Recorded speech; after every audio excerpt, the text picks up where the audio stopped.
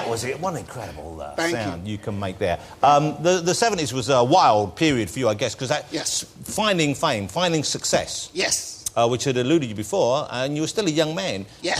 You had a crazy period. You were a bit wild for a while. Yes. What was the? Well, look how cool you look there, though. Champagne. So you were. Well, I'm reading, and so that's what that's all about. It's your reading outfit. But I was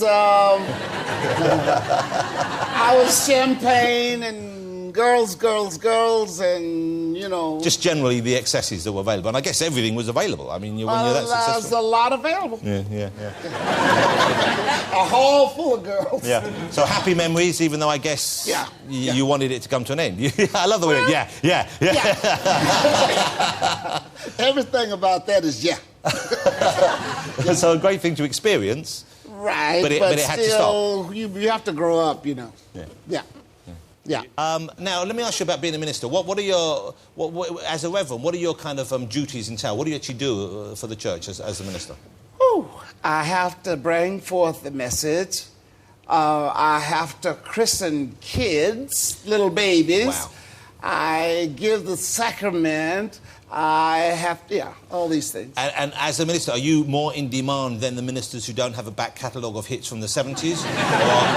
or do people not... Or they're not that way when they're in church? People come to our church to hear the biblical content, but also they come to hear Al. Yeah, they know you're there. Of course because Al is why I came. So, you know, they go to Graceland to see Elvis's house and all that, and then I go see Al. Yeah.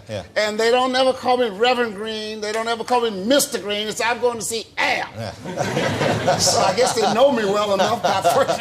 Well, they're very on close, they're on first-name terms. Yeah. But presumably, this is something, though, which...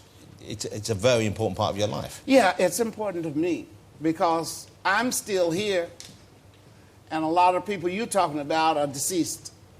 And that's because they didn't make the change in their life or they didn't have that opportunity? I cannot say that. I'm not allowed to say that because of religion or anything like that they didn't do. But I'm just saying that you were mentioning Barry White, you know, all these people. There's so many of them. Luther, there's David Ruffin, Marvin Gaye, on and on and on. But still, I'm glad just to be here. I'm not a big fella. I'm just a little bitty guy. So I'm not a big shot. I drive a pickup truck. I'm not, you know. Yeah, I think many people... I'm not the big... Oh, well, I think a lot of people disagree. You know, those albums you produced and still produce. I mean, it's like, what's incredible, because you still have that voice and you're still making that kind of music that people love. Yeah. You're going to be touring. You're doing a big tour in the UK. Yes. And that's going to be, I think it starts next week in Cardiff, ladies and gentlemen, on stage with Michael McDonald, who also has a tremendous voice. Yeah, Michael. Cardiff, Birmingham, all over.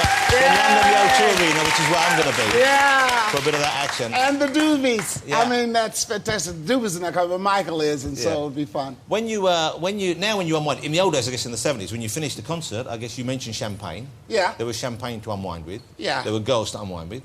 Well, they give you champagne all the way from Australia to Atlanta. Do you still enjoy And by the time we get to Atlanta, we're kind of like, well, I know where my bags are. So do you still party a little bit? You still cut loose a little bit? Not really. I have to work too hard. Yeah. And I work the hell out of the band. Yeah. So they love me because I work the hell out of them, but I think it's because they get paid well. And do you, so you're a tough taskmaster? You're pretty strict Oh, with them? boy, I'm pretty strict Well, on you know that. your stuff, that's why. Yeah, well, I have the band to know the songs backwards. They got to know them backwards, forward. I can start anywhere. And if they don't know the music, if they let you down a bit on the night, or let themselves down, shall we say? Right. What is the consequence? About $1,000 fine. Oh, wow, so you fine them for that? Yeah. Well, Jules looks slightly uncomfortable now. Yeah. Although Jules always looks slightly uncomfortable. Jules better come on. David's all right. He's got a back catalogue of his own. He's fine. Oh, he's good. Reverend, what are you going to perform for us this evening here in the studio? I would like to do maybe a little bit of Let's Stay Together if the... I think that's a yes. As I said, the Reverend Al Green is touring most of the big cities of the UK, so get yourself a ticket if you can. I'm going to go and see you at the O2. How lovely to finally meet you. Thank you so much for coming on the show. Thank you, Jonathan. I'm a huge fan. Al Green, ladies and gentlemen.